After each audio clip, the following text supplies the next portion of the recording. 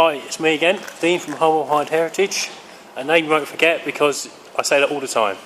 That's because it's a heritage group for Hull Hide, which is the dummy factory of Pantang Aerodrome. In 1940 they had a dummy factory which would have been located in Moneyhull playing fields, and the planes had to land somewhere, so they had Hull Hide relief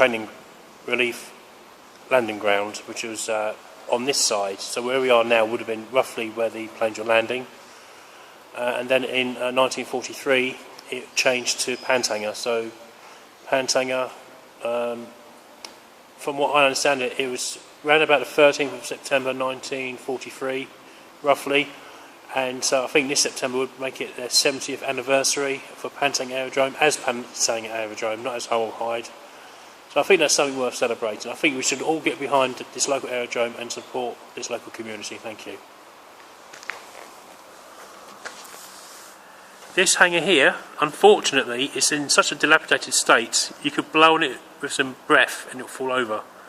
However, things like this, all you've got to do is underpin it and it can be restored. I know it looks quite bad, but from this angle it looks quite bad. But it can be restored. This one over here, this is called blister hangar storage. In this hangar you would have had 4 tiger moths, and then the one opposite would have had 4 tiger moths maximum, and plus that's where they, not this one I'm in, this one over here, that would have had engines where they take it out the tiger moths, repair the engines, service the engines, and then refly the planes.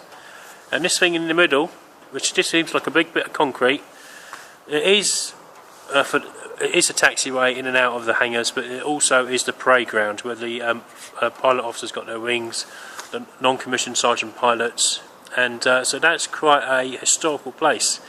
And if so, for example, somebody built on this aerodrome, if they said, okay, we'll preserve this, let's face it, it's not really going to be preserved. It's not going to be treated with respect.